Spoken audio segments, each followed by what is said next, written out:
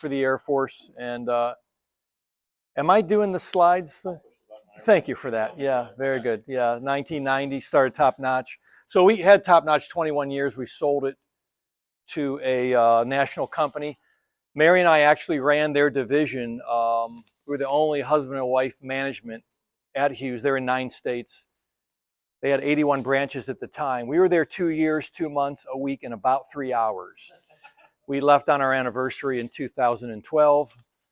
Started a small business consulting firm.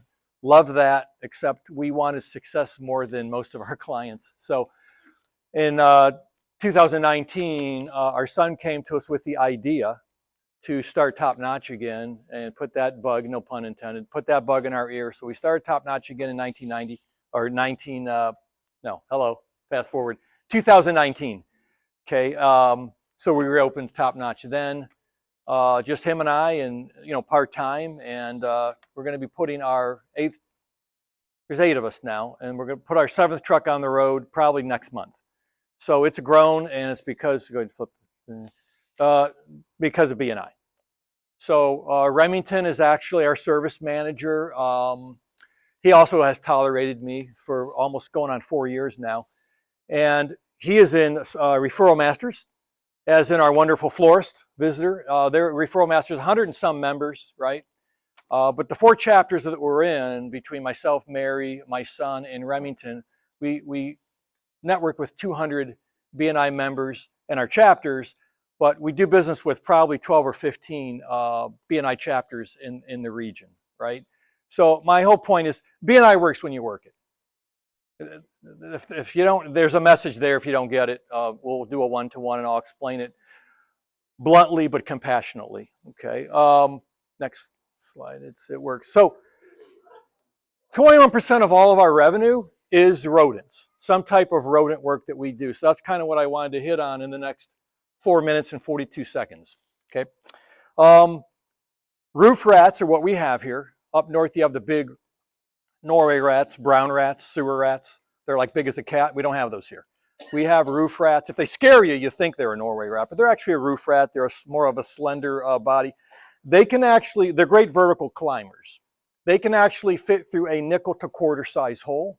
If they get their head in a hole, the rest of their body goes like jello. They have a soft vertebrae. Okay. They came on ships from Europe in the 1600s. They live under sheds, thick dead foliage. If you have an unkept, if you need Dan to clean up your landscape and clean up your place, he's probably going to uncover some rat issues, possibly, because that's where they like to live. They also like to live in the tops of palm trees that are untrimmed, under sheds, things like that, wood piles, things that, debris that should be cleaned up around a property, right? And so, Dan, just put the $50 on my pad there, please. Roof rats must have a ½ to 1 ounce of moisture every day. A lot of the reason why they're in an attic is they want to get in that AC drain pan. That's your air conditioner's in the attic, or they want to gnaw on the drain line from your AC unit. That's why Gil has been a great referral source for us, because they see these issues in tunnels and attics, okay? And it gives them harborage. They can go days without food, but they have to have that, that's why they call them fruit rats. They gnaw on the fruit. They're going after the juice in the fruit, okay? They're not a big fan of an orange a day keeps the doctor away. They like the juice, okay? So their nests are made of shredded and gnawed material. If you ever uncover a rat nest, you'll see they fill their jowls all night long, okay, and keep you up.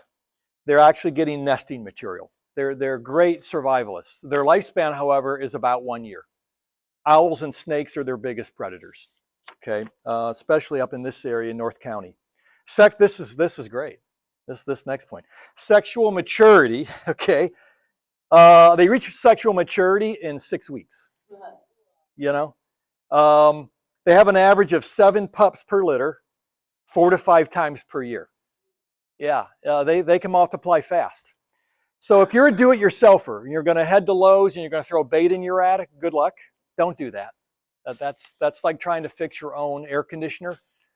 Well, when you work at a desk all day. Okay. Best prevention we have a a little thing here. A lot of you have these. A lot of property managers have these. The best prevention are these tamper-resistant bait boxes. You'll see a special key that we have for those. They stay locked.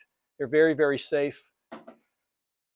And this bait, which is around a spool, so they cannot remove it from there. They have to actually eat it inside the box. And what happens, this is an anticoagulant, and this causes obviously the coagulation stops in their bodies, and they'll go to a body of water and die somewhere off your property.